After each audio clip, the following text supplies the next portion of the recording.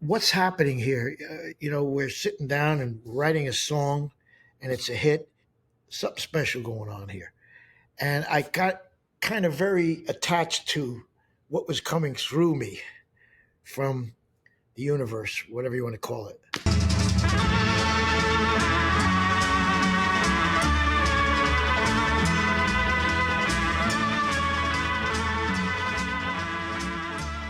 Hey everyone, welcome back to another episode of Escaping Gravity Pathways. Wayne and I are very, very excited about today's guest. It's especially important to me, and I'll explain why that is in a minute, but right now, say hi to Wayne. Hey, hello, everybody. Having said that, like so many of you, my life changed the night the Beatles stepped on the stage of Ed Sullivan. I knew at that moment in time what I was going to do with my life. And as it turned out, I decided to become a keyboard player, started playing in a local band, and my father had an influence on me over the fact that I chose to be an organ player. I liked keyboards. And my father had a nightclub where he used to play the best jazz players in America at that time, and they all played an organ called a Hammond B3. So my dad said, if you're going to learn how to play organ, you're going to learn how to play the right organ. So lo and behold, my first organ was a Hammond, and that's what I learned to play on. As I became of age and started playing in bands, I upgraded to an organ called the Hammond B3. And at that particular point in time, the pop music scene was exploding in America, and at the top of that happened to be a group that had a Hammond B3 player that I chose to be my idol. I copied everything he did. I learned all of his parts. We copied all of the music that him and the band wrote. And actually, I got a lot of my style and tempered myself behind what I saw him doing. And lo and behold, all these years later, he's become a friend and somebody that I still greatly admire because he still tours, he's still out there active, he's still making new music and just singing like the bird that he always sang. He had the magic voice for radio, and he still just sings like no tomorrow. So I can't be happier to say that I want to welcome our next guest, Mr. Felix Cavaliere, Hall of Famer, songwriter Hall of Famer, and one of the best organ players to come down the pipe for sure. So everybody, Felix Cavaliere. What I want to talk about is actually your pathway to over 60 years for sure Yeah. of being an artist and a performer. But before that, you were with Joey Dee and the Starliters.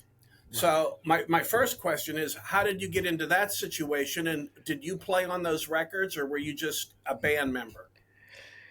Well, very briefly, what happened is I was in Syracuse University, and I was a pre med student, and I had a band, and the band was becoming quite popular in the local area. And we decided through one of the other fraternity members to take a summer job in the Catskill Mountains. Well, every weekend they had a headliner come in. One weekend, which was to change my life, the Joey D and the Starlighters band was the headliner, Peppermint Twist, etc.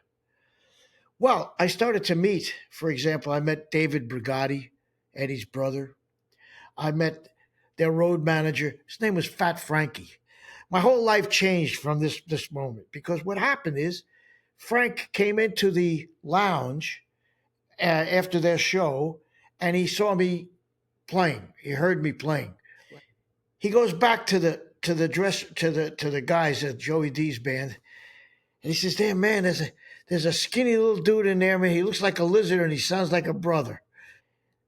About a month and a half later, I was slated to go back to school, and they were on tour in Europe, and their organ player quit. He had just recently been married. They contacted me. Would you like to come to Europe and join the band? Now, this is, of course, with no rehearsals. The only thing I had was a knowledge of what they did a show. No, there was no tapes or anything. Well, I got permission from my family, from my dad, which was good, and I flew to Germany, to Frankfurt. We started almost immediately. I don't even remember rehearsing. I'll tell you the truth. I just remember throwing me into the, and basically they had a little different setup. Their organ was not a Hammond, which I was more used to. They had a Lowry organ, but still I was responsible for the bass and the organ. So I went and I come into the club and I hear this loud screaming. Uh, Everybody's going crazy. Well, it was the Beatles, and they were not known in America yet. It was a year before they came to Ed Sullivan's. It must have been 63, something like that. Well, that kind of changed me altogether because what I said to myself was, first of all, this looks like a lot of fun, really a lot of fun. These guys are, second of all, I think I could do this. We didn't know of their tremendous songwriting potential, times three in the band, which is unheard of.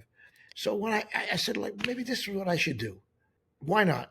People seem to like what I do. Let me give it a shot. That's how it came about. And then I continued with Joey for of course, for that tour, which was very enlightening to me because it was Europe, and I had not been there before. And it was Europe on the ground because, see, he didn't fly. He had a really interesting experience in his career, Joey. He was on the plane, the same flight that the Big Bopper and all those people were on the week before.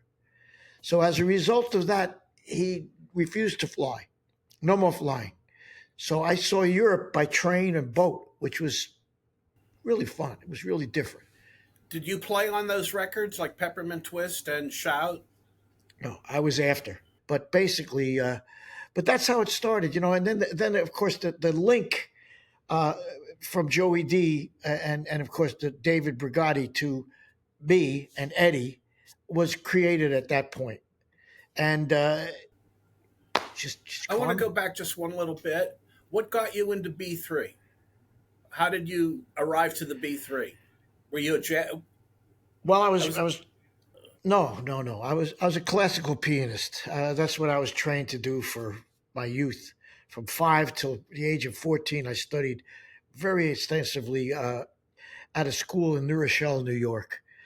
And my mom was the catalyst for that.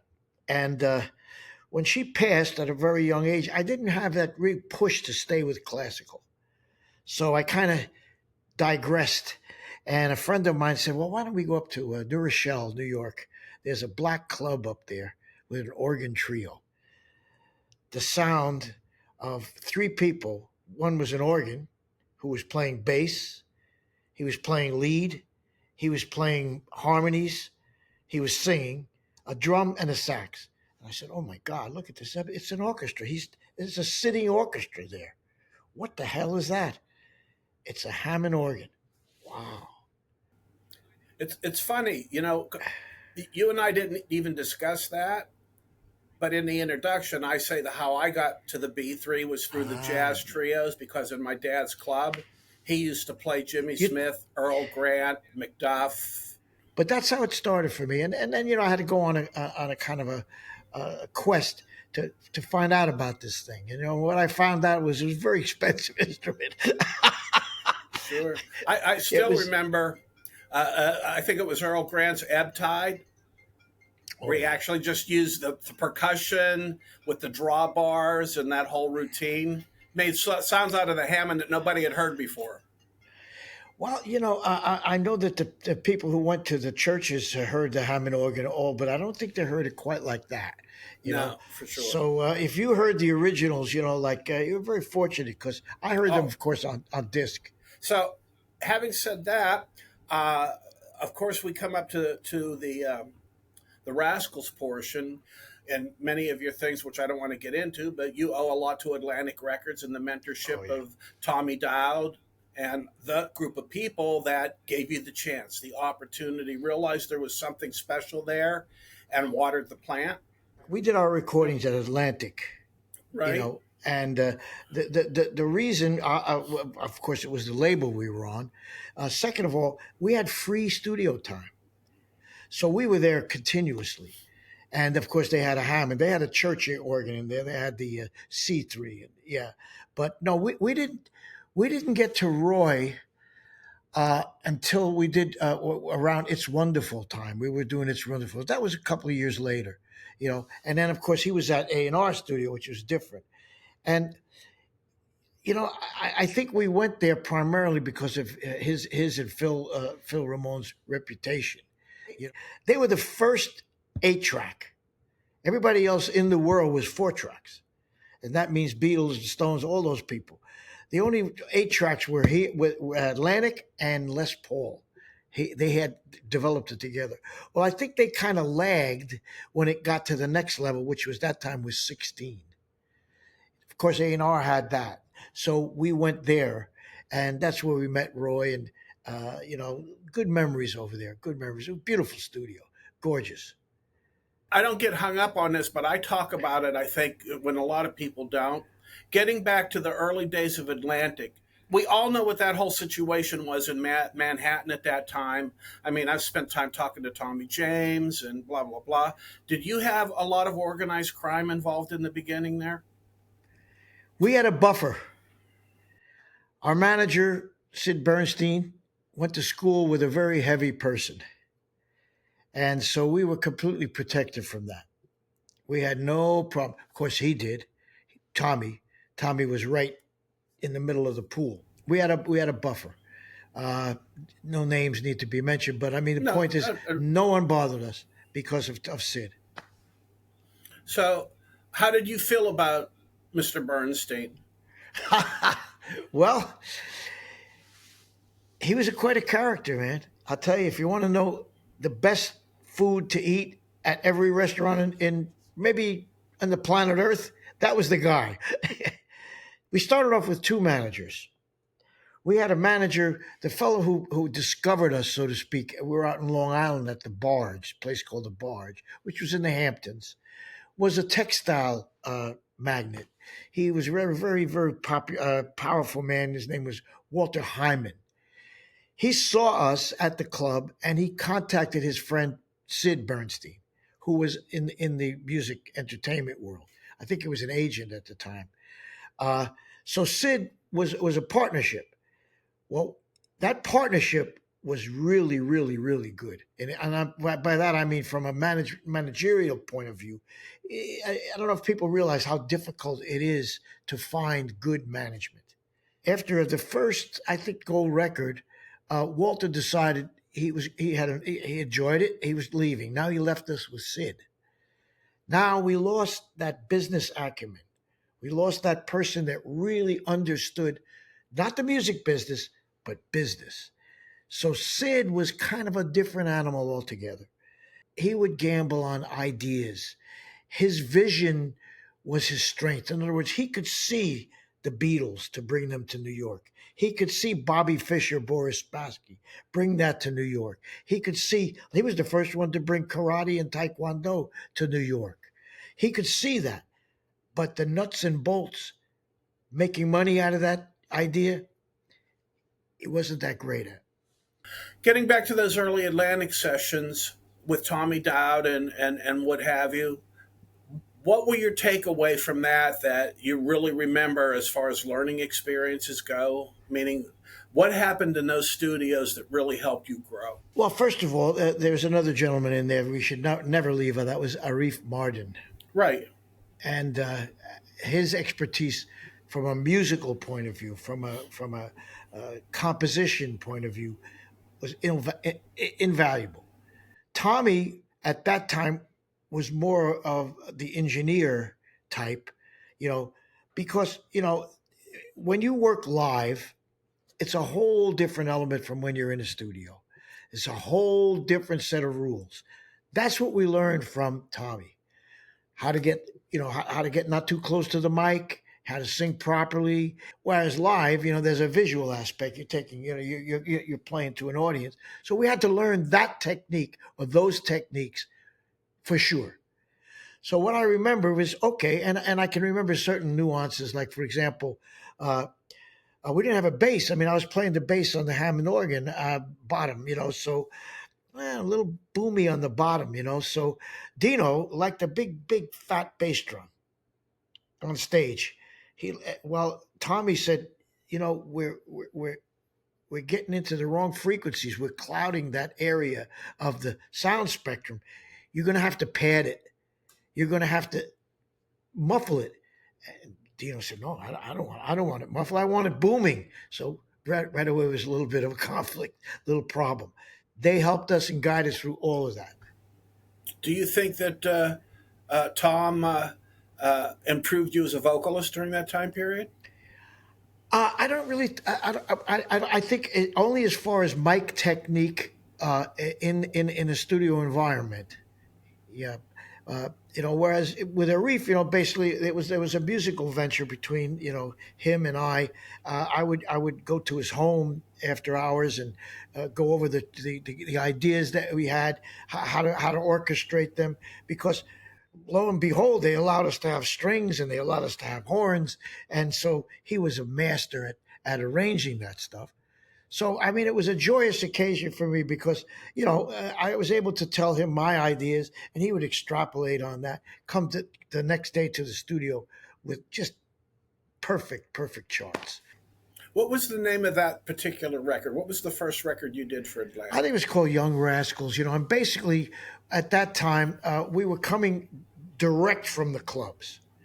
And at that time, the clubs did not permit originals, So they sent out to Motown for a couple of songs, and which was our first single, which was "I Ain't Gonna Eat Out My Heart Anymore."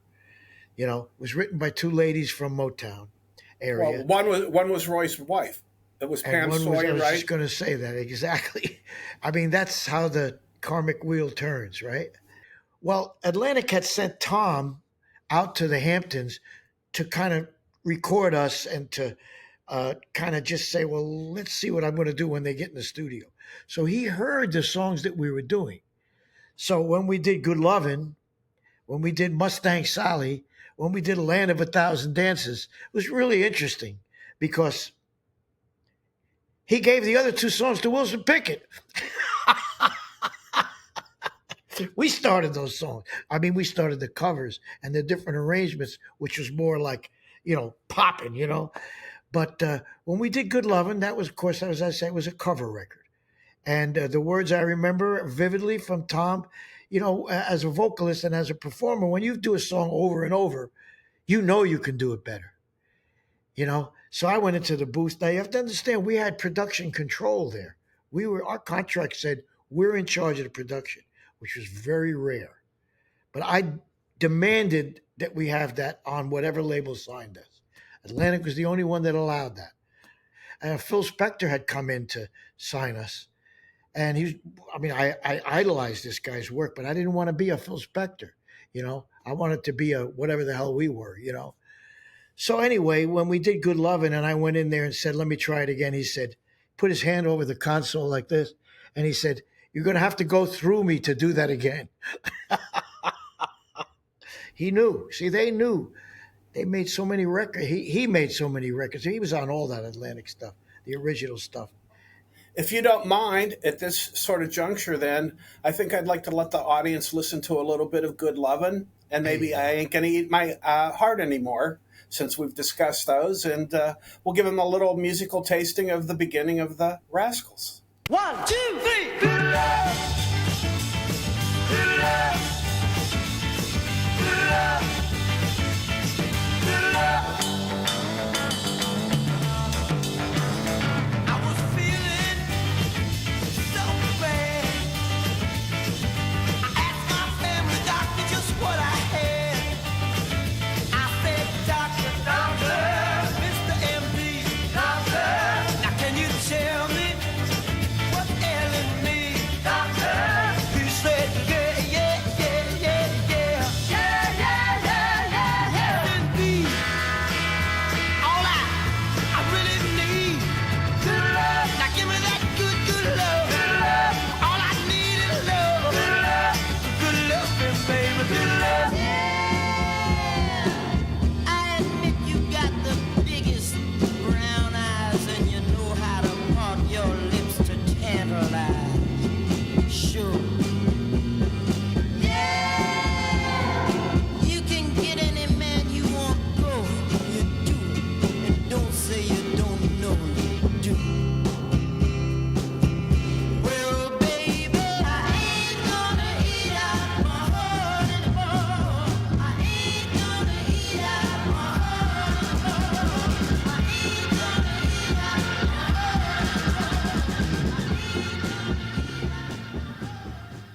So you finished the record, and how did you approach touring then?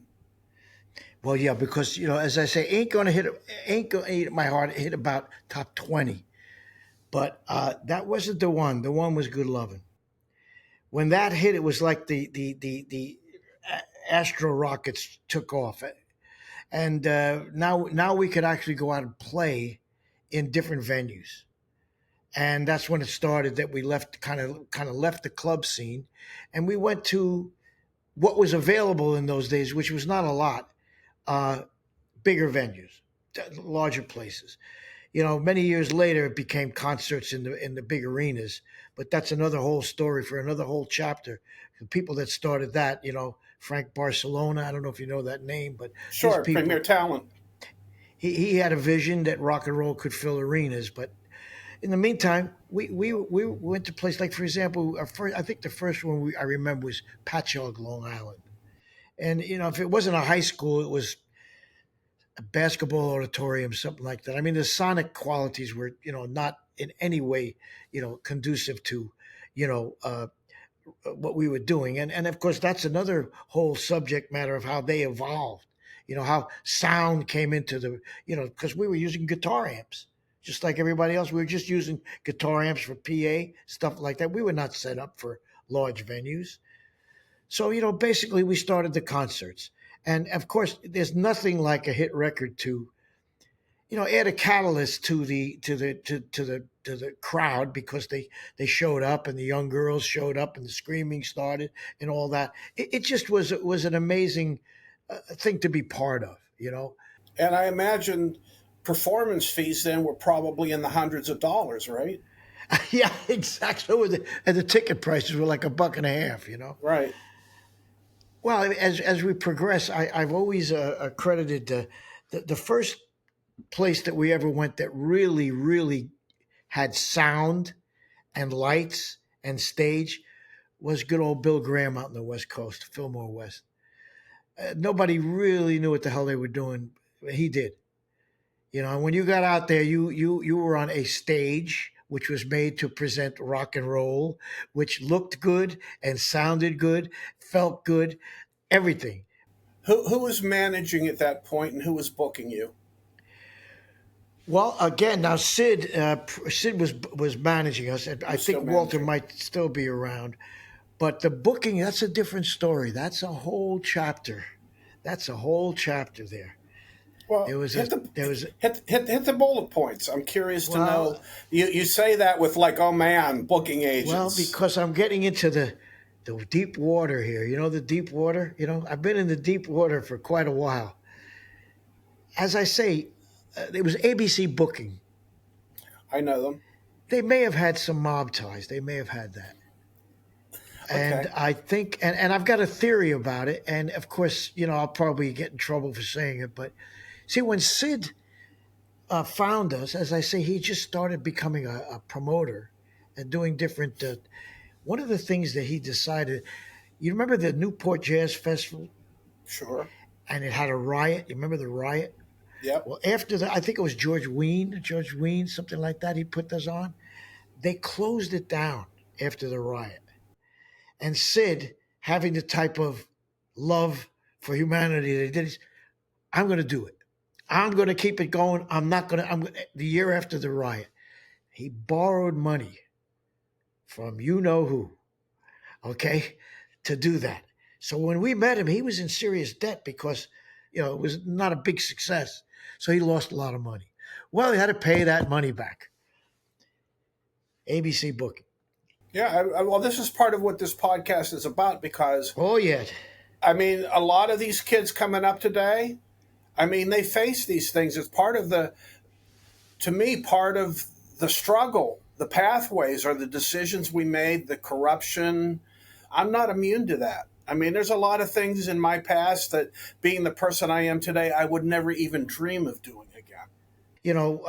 The young people who are coming into the business nowadays, it's a whole different world. I mean, first of all, when you get into the AI discussion, there was no AI. Basically, you either sang or played very, very well, or you went home. There was no way I couldn't fix you up. We couldn't tune you or anything like that. So it's a whole different world now, and it's motivated entirely by money and finances today, entirely. If you don't have a backer or backer, that you forget it. The other thing that's very different is the amount of freedom that you have to earn. We had our own merchandising, we had our own publishing. They didn't take part of that in those days. Now they do as part of the agreement. So it's really hard for you to make money today. What would the Felix Cavaliere today say to the 21-year-old Felix Cavaliere, knowing what you know now? Well, I think basically, I think it's just to be patient. When somebody comes up with an idea that's really not good enough, attack it in a nice way, and that's what Arif taught me. Because Arif was one of the most tactful persons I've ever met. He could be a United Nations, representative. He knew how to go in between enemy lines, But that's one thing is just to realize other people's emotions and sensitivities. I am not afraid to talk about the discussion that you and I had because we had a very good discussion. Oh yeah, And I talked about the fact that people don't realize that the music industry and radio is a really fickle bitch. And I want to talk about the songwriting and how it progressed and what have you. But we had talked about the fact that you guys were at the top of the game, and Felix Cavaliere had the golden voice. You had the voice that worked at radio. And that's you and right. I discussed about the fact that egos, jealousy, envy was part, I believe, if I'm not mistaken, that led to the demise of the Rascals because of the Absolutely. animus that developed behind that.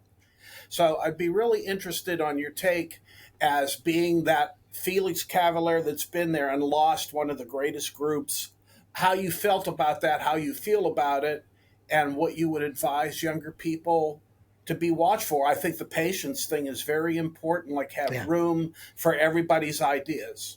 Well, I mean, basically, someone has, when you're producing your own works, someone has got to say no occasionally. And that's a very tough thing to do because you are talking about potential royalties when you don't get a song on the album. But if it's not good enough to be on the album, somebody's got to say this is not good enough. And I think that in any walk of life, you have to know how to deal with your peers, and people that are, under you, whatever you want to say. I spent a lot of time with, people like yourself and, established people in business. And I see and I watch how they, they treat each other. Like, for example, like a very dear friend of mine was CEO of Northwest Airlines. And I saw how he dealt with every single employee, all the way down to the fellow that served the food on the plane. It was exactly the same. You learn from other people. When you're a kid, you don't know anything. Well, one thing I noticed that, like if you look into some of the reasons for groups breaking up, etc., families can get a little bit kind of like, possessive and, like cause a little trouble. And I think that had a lot to do with it. Be careful of who you listen to. That's one of my major parts of advice for those years. How do you feel? How did you guys negotiate the band dynamics when it came to songwriting? And I would imagine you would say that that opinion of yours should transfer to bands today. When we finally got the big hit records so that I could, and I'll bring them to the studio and write, uh, I really wanted to emulate the Lennon and McCartney idea. What a great idea to have a partner that writes. And so Eddie he was very good at sweet lyrics. He was flowery and colorful. I said, let's write together. Now I know he had never written a song in his life. And so basically I mentored him coming up into that world. And by that I mean I wrote the melodies, I wrote the title, I gave him the theme of the song, and I said, look, this is what it's about. Give me some ideas. And that's how it started. And that's how it ended. All of those songs, that was the same procedure. The music was written, the title was written, the choruses was written, the theme was written. I need the story to be told in a better way than I'm telling it. Well, after the years went by, uh, he didn't like that arrangement anymore. So I mean, we had a writing process, and what we used to say is like, okay, well, Felix is getting out of control because he's doing all this. It's working. The guy's throwing a no hitter. Don't take him out.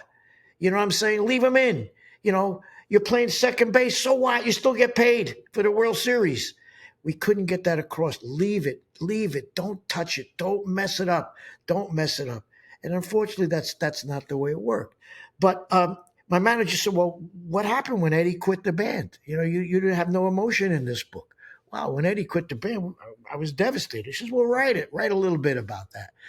But I didn't really feel that, the people were interested in that stuff because it happens in every damn group.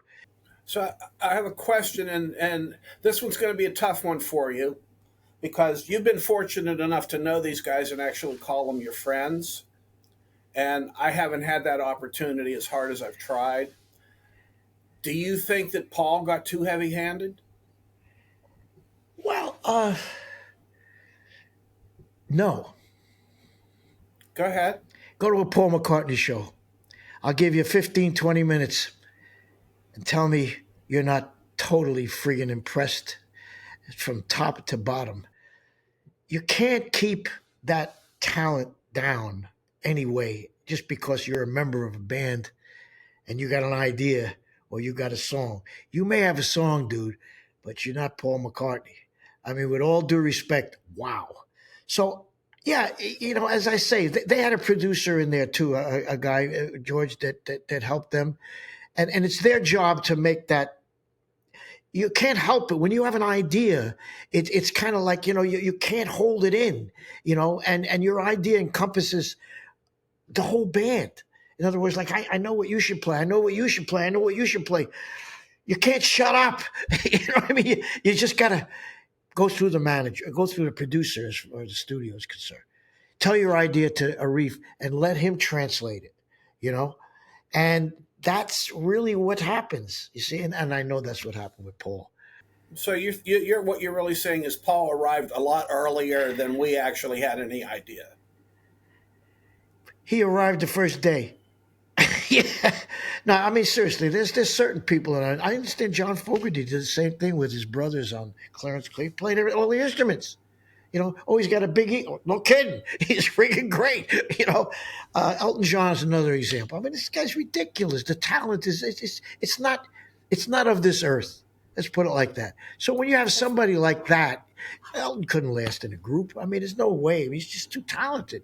You can't hold it back because it takes you over because you're right. And that's the difference between a group and a solo artist. You got other people's egos and personalities to take it, and you got to just be cool, man. You got to be patient. So what God did to me, and I'll interject this here, is he introduced me to Laura Nero. Because when I met David Geffen, before he was David Geffen, he was just David Geffen. He was her manager. And I had a meeting with him, and he said, "How would you like to meet the most impossible person you've ever met in your life? Laura. I'd like you to think of producing her." So I saw firsthand somebody who absolutely knew exactly what she wanted. And I saw what it felt like to be on the other side of that and say, like, wow. Did you have any difficulties producing her? I loved her from head to foot, man. We had so much fun. I mean, yeah, we had difficulties. Like, for example, one day, Arif and I went into the studio and she wanted to do Up on the Roof. So she went in and we did a great track and she sang it 2 or 3 times. And Arif and I said, well, that first one was really magic. She says, I didn't particularly care for it. She says, well, the first one was really magic. Next day we came in, she erased the first one. We said, yeah, like I said, the second one is good, right? It was gone. Not difficulty because, basically it's music, and the artist really, when you're producing an artist, it's really, I think it's important to a degree to let the artist come through with what he or she hears and feels. Instead of what you feel, which is a la, Phil Spector. That's all Phil. That's everything was his beautiful brain that got unfortunately corrupted in old age.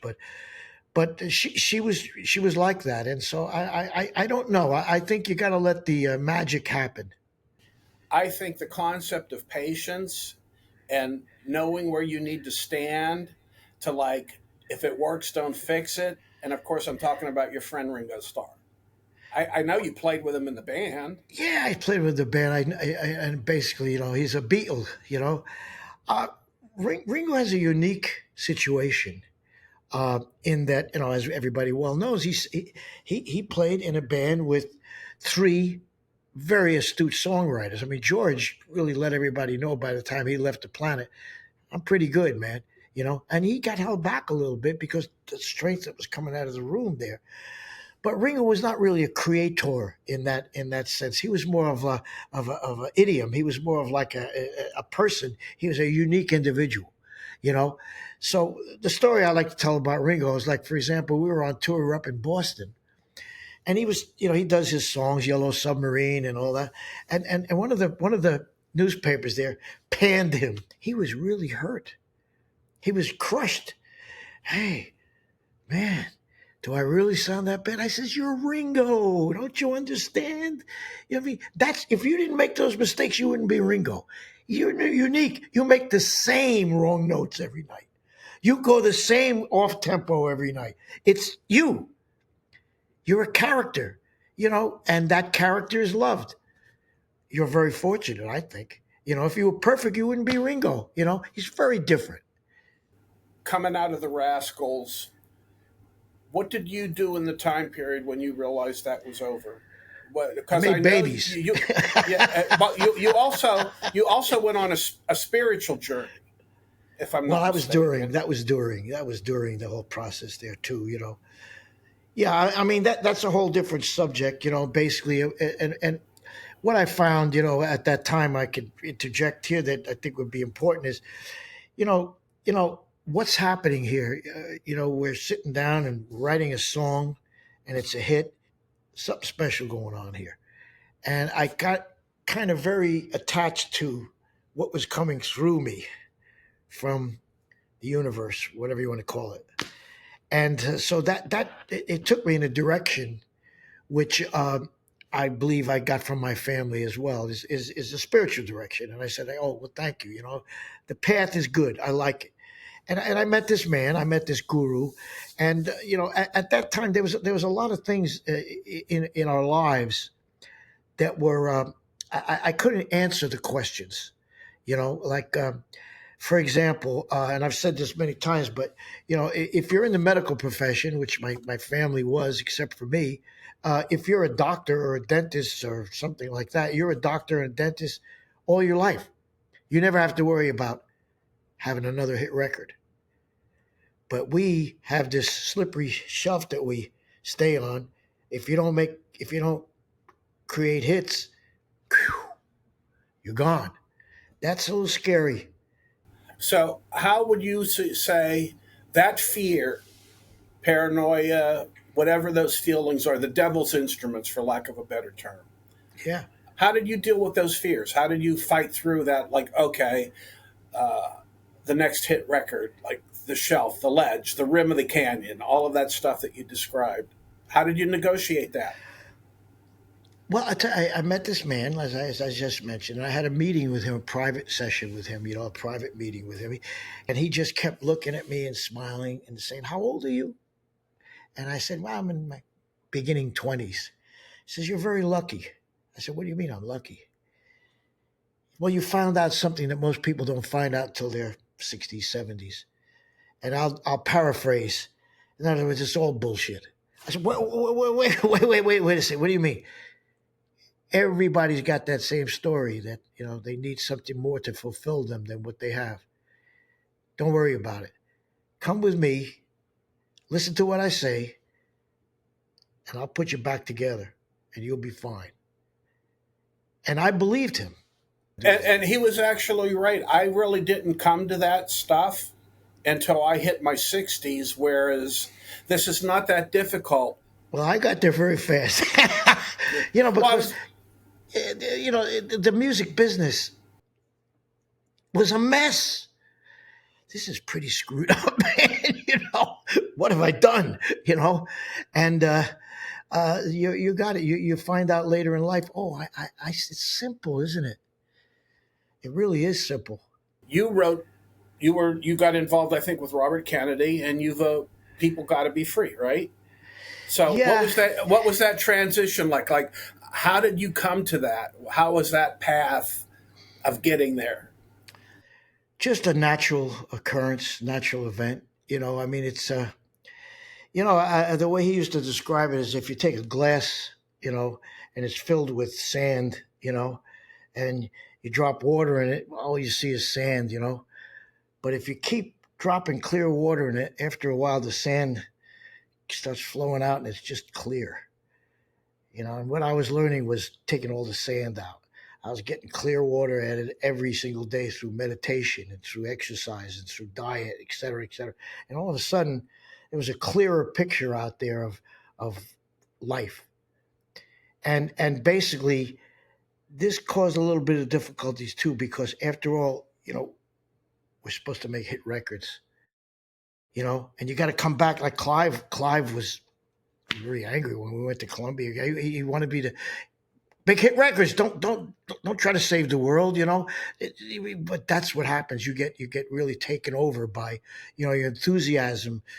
Were you at odds with Clive? Would you say?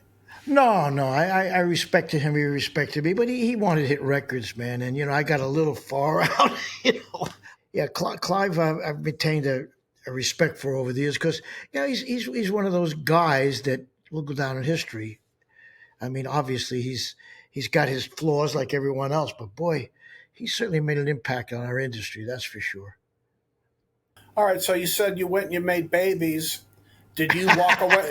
Did you walk away from the road? What did you do on your creative side? I mean, how did you keep that thing burning? Well, I just did the best I could to keep working because see the part of it that we call creating is a joyous occasion for me. I love to sit down and write and have something. That's why I moved to Nashville. Is I really wanted to continue that feeling of newness, and so I never really stopped that. The outlets for that is what basically became more and more difficult. Because as the industry changed. Unfortunately, man, it's that going right back to that adage about where's your hit? What have you done for me lately? If you're not producing hits, it's kind of tough, go on your reputation. They really don't want you there. Getting back with that, did you feel when it came over you that you didn't care about writing hits anymore or that it didn't matter? No, I never got to that point because, as I say, as a member of a group, I felt we had responsibility to each other, which of course Eddie didn't feel that responsibility, but we did. Yeah, I get it. My question was, why did you had proven and shown more than ample times that you had the ability to write a hit. Why did you stop writing hits? Well, there's a lot of ingredients in a so-called, in quotes, hit. I think that's important, right? That's what I want to touch on. Give us the recipe. Well, the recipe started when you said music business. It's not music, it's music business. You can have the best music in the world, but if you don't have the business together, forget it. And in my opinion, people like we grew up with Alan Freed and, Atlantic, I'm sure, they used to get in trouble for what they called payola. Remember payola? Well, how about if I pass a law? Let me go to the Supreme Court and say, how about advertising? How about if I buy 5 minutes of your time, do what I want? It's legal. That's why there's always the conflict between the artist and the business, because the artist, the true artist, all he's concerned about is making the next piece of art. What happened to the last thing he made, he really doesn't give a shit because it's the next thing. I'm compelled to make the next piece of art. And that's Laura Nero, you just said. She didn't give a damn. So we used to tell her, sweetheart, darling, we'd like to make a couple of bucks on this, working very hard. She could care less. But, in my opinion, where this changed is it's so ironic because the hippie event of the decades was Woodstock. And that did it. Corporations said, ha ha, a whole generation of people who buy. Mm. Well, my story there is, as you know, during the later years of his life, I got friendly with Les Paul and used to go to the house, and Yeah. I did a documentary on the bitter end, and through that I met Freddie Weintraub. Ah, And, yes. and there you go. If Freddie wouldn't have gone up to Woodstock with $100,000 in that briefcase, there would have been no Woodstock. And you Like, see, Sid didn't want us to go to that. I actually had the conversation because I was an attendant at the first Woodstock. I was the stage manager at Woodstock Oh, 25 wow. on the South Stage. And then the third Woodstock, we did all the equipment for, and I actually lost a couple band because that turned into a riot. And then the fourth Woodstock, we were actually packing the truck, when Michael called and said, it ain't going to happen. The town's not going to let me happen, and there's no Freddie Weintraub to save the day. I can't do it. I mean, my stories, it's like I recording Richie Havens from being a kid that was sleeping in that field and waking up to him singing Freedom. That's like a personal journey. Our generation always had this consciousness about social consciousness, not only about civil rights were part of it, spiritual rights were part of it. We were involved, you know what I mean? And nowadays, I don't see that as much. And if I do see it, it's suppressed. Yeah, I think that's where a lot of the lyrics are being driven today is the inclusion and just equal rights for everybody. When you and I were coming up, it was like, what are you, a girl with that long hair? And people trying to cut your hair. It's all the same. Well, Nothing changes. I had a It's tremendous compliment paid to me in those days. I was in Greenwich Village buying some records for this project I was doing, and this guy behind me goes, Felix, you made it okay for Italians to have long hair. Let's move forward a little bit. You do the movement thing and what have you, and how you and I actually got together was actually through little Steven, and I know you Yeah. have feelings about him and all of that stuff because he was an incredible fan of the Rascals. And I mean, I was in the throes of thinking about closing the studio and giving the whole thing up. Ah, Well, it was after the flood. yeah. And Steven came That's to right. book the rehearsal for Once Upon a Dream, which was bringing the Rascals back together, which whoever knew or thought that might happen. So, are you comfortable talking about that, bringing the Rascals back together to do Once Upon a Dream? Well, And how I mean, you felt about that? well, I mean, I've had 8 lawsuits with my band, with Eddie and company. 8. So, all right, how did you cross the river to be able to put that together with so much animosity and damage in the past? Well, this is also after the fact, and so it's difficult for me to say anything without fear of getting retribution from these guys. Understood. That's fine. Fair enough. But I mean, seriously, I mean, are you kidding me? 8 lawsuits? That's all my kids' money they're supposed to get for. But basically, here's my fix on this. Okay, one of my daughters has a limousine. She's passed. Had a limousine company. Oh, I'm sorry. And that limousine company drove Bruce and a lot of others, Billy Joel, and you name them. They were with their company. She called me up and she said, Dad, don't get excited. I got a little lump. I said, oh, shit. Oh, man, you're kidding me. She said, but don't worry about it. It's going to be all right. All right. Not even 5 days after that, I get a call from little Steven. I hadn't spoken to him in years. Phil, Bruce and I, we do this Christian Car, whatever it is, Foundation for Cancer. I want to put you guys together for it, for charity. Do it. I says, oh my God, you got to be kidding me. Are you kidding me? I just got a call, and he knew my daughter because she drove him as well as a private citizen as well as a band member. I said, "You got to be kidding me, man!" I said, "I'm in." Now I didn't even think about it because it's my kid. You know what I mean? Like she was an adult, of course she was in her 40s, but still, it was like, oh my God, is this karma? That's how it started. You know, and so yeah, we're going to do an event. It's going to be $5,000 a person, and they're going to raise money. But I'm also going to meet all these cancer specialists. That's what I need, man. And so we went, and the actual event was a bit chaotic because the factions that had evolved over the years, like for example, Eddie brought his wife, and his brother to sing. So now we had 5 singers that weren't attached to the band. And I said, oh boy, this is going to be good. And we had a stage this big, but it went over and it worked. Everybody liked it. It was a little crazy, but we made it. Paul Schaefer helped out because Paul is such a mensch. Paul is always there for you, man. And so that's how it started.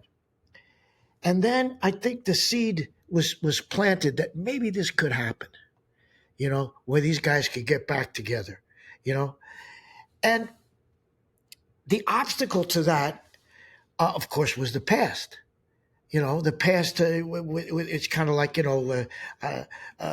well, you had a good marriage to her, but you want to go back? I don't think so. I don't think I want to do that, So the seed was planted. And, the main obstacle in those days, Eddie did, for whatever reason, he didn't want to work. He didn't feel the urge to be on a stage. He didn't feel the urge to, be part of a group or tour or what it's. He didn't want to work. So all the people who tried to put us together failed. Because of him. Okay, Steve found a way to get Eddie to jump on board. And here's where the plot gets a little thick, because I didn't know anything about the arrangements he made with Eddie. It's really none of my business. You know what I'm saying? But he made arrangements. In other words, he made him an offer he could not refuse. That's the less litigious way for me to say that. He reached him where we're in the right place. Okay. As we got closer to what the idea was, I realized, something's not right here. Something's not right. In other words, the story behind the beginning is not, it's not transparent. See, and that's how it started, and that's how it ended. Because I noticed something weird going on here. He came up with this script, which I still have, for a Broadway show. And I told him, basically what I'm telling you guys, right, how this started. That's what happened. Not whatever you were told by whoever. You know what I mean? That's not what happened. So, and so it started off like, and then he took those ideas and he made this Broadway show, at which, I really wish it had stopped there. Because it would have been fine if it stopped there at the Broadway level. Because we did well on Broadway. We had a success at the Broadway level. When it went into the next phase, which is to go on the road, that's when it really, really, really was not correct. And so it's the easiest way for me to tell you that, the Broadway, I mean, here I am, I'm on a stage where Oklahoma was, Hello Dolly was, Richard Rodgers, ultimately Hamilton was. I said, wow, what an honor to be on this stage performing. The band, when we first started doing that segment of life, we were not good. It was terrible. And then all of a sudden, man, the Rascals came back. And man, that was really great, man. When Dino started playing like Dino instead of like whoever the hell he thought he was, holy God, man, it was friggin' great. As you know, we were fortunate enough to do the Stones at the studio. Well, I went to the show in Atlanta, and I talked to Obi, who's their production manager, And I said, I stood out there and I watched that band walk out on stage, and I actually watched the muscle memory kick in. And by the fourth song, it was the fucking Rolling Stones, Yeah, man. the Yeah. greatest band Oh, on the yeah. planet.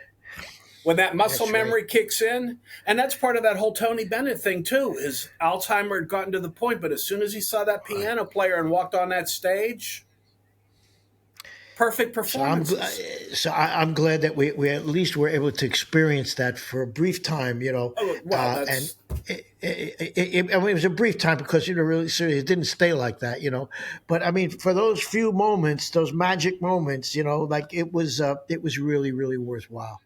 in my life.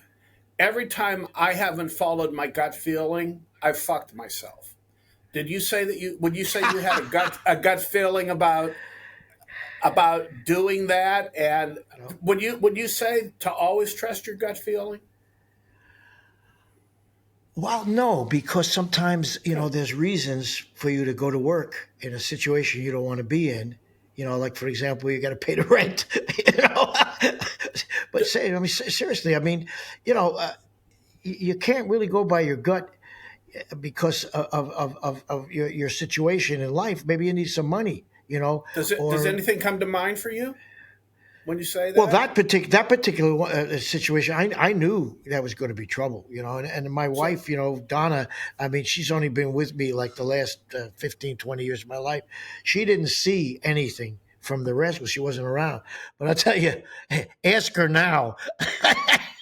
After that event, she goes like, "Oh my God, I see what you mean." See, people don't believe, what you experience until they experience it, it wasn't a surprise. I shouldn't say it was a surprise, but where it went was a little bit of a surprise. In other words, like, okay, all right, but it's just your gut feeling is usually right.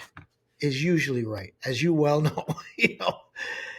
you are out there. You're going out with Steve Miller. So let's talk about that a little bit. How you feeling about that? Oh, I'm looking forward to that, and we're going out with Frankie Valli too a couple of times this Well, year. that gets me back. I was going to say, do you have a relationship with Bob Gaudio? Because he lives in Nashville as well. Well, I do and I don't. I mean, I've known him for many many years. Bob's a very quiet guy. He's a very interesting guy, but yeah, I've known him for years. I know Frankie, much more because he's still out on the road. I get a chance to see him. When he first moved here, I introduced him to some friends of mine who had this beautiful studio, and we tried to write a couple of songs, and then he went on with Neil, Neil Diamond, and nothing but respect for the guy, man. But I don't really see him that much because he lives in New York a lot more than here. So I noticed there you have a new record out, or a pretty recent record, right? Right. During the COVID, yeah, what we did is like we came up with an idea to do 5 songs that had influenced me, and it was really hard finding just 5 songs that you love. Re-recorded them, and then I wrote 5 new songs, to show the influence. For example, I had Benny King, Jackie Wilson. I had Clarence Carter. I had Ray Charles. Real influences. And it was such a blast recording, re-recording those guys. If you don't have it, I'm going to send you a copy. It Well, was really, really, really fun. well, I was going to say if it's online, I would ask you to pick your favorite 1 or 2 songs from that, and we'll insert it into the video. Well, we do Clarence Carter's "Slip Away," which everybody really likes. It's such a great song, and we nailed it. It's just fun, man. But we started her off in a studio in terms of the basic tracks before they really quarantined you. So it worked out. We had the bottom already done, under analog conditions rather than digital conditions. Going back through your career, other than we talked about "Ain't Gonna Eat Out My Heart Anymore" and "Good Lovin'," what were your favorite songs? I want to get at least some of that in here during the course of the Well, video as well. I mean, that's what that album's all about. And I'll tell you the interesting thing about it, just to jump off for a minute. I admired, for example, Benny King. Benny King. I don't think there are any finer singers than Benny King. This guy, first of all, did you know Benny at all? No, never had the pleasure. absolute, complete gentleman, head to toe. One of the finest voices I've ever heard in my life. So I had to have a Benny King on there. Of course, there's Marvin Gaye, Ray Charles. Oh my God, Ray Charles. I mean, are you kidding me? I mean, seriously, how good can people be? How talented can people be? It's unbelievable. So I could go on and on. Jackie Wilson, you know, it's just very special to me to be able to even hear those things, And then you go back to the voices of the early rock and roll, the Flamingos. You know what I'm saying? You hear these voices. You go like, oh my God, are you kidding? You mean I'm in that world? I can't even believe it because there's just magic out there. I've always felt like that. Yeah. So that's so. In your career, going back, what would you say are your favorite songs that you've written that you're so proud of? I'd like to play those for the people. Well, I mean, basically the interesting thing is, for example, like People Got to Be Free, of course, because People Got to Be Free was number one in all the oppressed countries at that time. And I'm talking about, in those days, Union of South Africa. I'm talking about Berlin. I'm talking about Hong Kong. I'm really proud of that because it really means a lot that people realize, that it's many years later and we still haven't resolved this situation. People got to be free. Man, not necessarily. I guess, we definitely got to be free. We do a lot of these cruises these days. There's one called Flower Power we do every year. And it's basically the 60s, 70s recreated for the public. And the people get on that boat, on that ship. It's sold out a year in advance. They dress like they were back then, which is a sight to see. I tell you. And they don't stop rocking, having music day and night for the whole 8 days. And there's a camaraderie there. There's a and I use this in my show. I say, look, we didn't have the internet and we didn't have Facebook and we didn't have all these things. Basically, we had music. We communicated with a whole generation through our music. The Beatles, the Stones, the Lovin' Spoonful, the Byrds. We were all together. We got to get back together. We got to get back together. A lot of times people come up to me with these stories. We're losing a lot of people these days for our age. We're losing a lot of people, and I get these stories. These people come up to me and said, man, beautiful morning, kept my brother alive till his last day. What can you say? You just say like, wow, really? So Beautiful Morning, it has touched a lot of people in that way. It brings them kind of up from whatever problems they're having, So those two really are starting to stand out in my life right now. I would say I don't even know what time it is, and like you said, and we've done it. We could talk for hours, but I guess it's probably pretty much time. I think we have enough here to get. Is there anything that you'd like to get off of your mind or say? That given no, the fact I just that like this to. I'd like to keep in touch with you, man, because I miss you guys. You're down in Florida now. But, yeah, I'd like to keep in touch, and thank you for taking the time. No, you will. Again, it's like Wayne. Do you have anything you think we should cover or that would make this more interesting? No, we've got everything covered, and I just like to thank you again, Felix. I mean, I've always been a fan. I mean, I can't Thank you, man. begin to tell you. Well, I appreciate it, man. Well, like we're all part of a club, man. Yeah. And it's a lovely club to be part of, and I'm proud to know you guys. Thank you. Hasta Bye-bye, man. luego. It's this time of the program that we like to let our guests show us a little bit of what they've been doing recently. As Felix mentioned, his latest record is called Then and Now, and he did a selection on it called Slip Away. It seems to be his favorite tune on it. So it's available then and now on all of the usual formats, meaning Amazon, Spotify, and iTunes. So here's Felix's rendition of Slip Away. And as always, let the music play.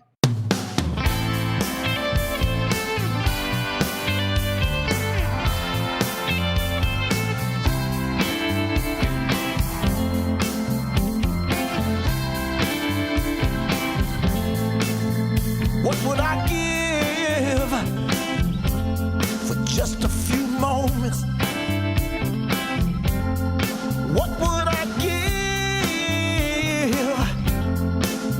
have you near. Well, tell me you will try to slip away somehow. Oh, I need you, darling. I wanna see you right now. Can you slip away? Slip away. Slip away. Oh, I need you so. Love, oh love, how sweet it is when you steal it. Let me tell you something, how sweet it is. Now I know it's wrong, the things I ask you to do, but please believe me, darling, I don't mean to hurt you. Can you slip away without him knowing you're gone? And maybe we could meet somewhere, somewhere we're both unknown. Can you slip away? Slip away. Slip away. Oh, I need you, darling.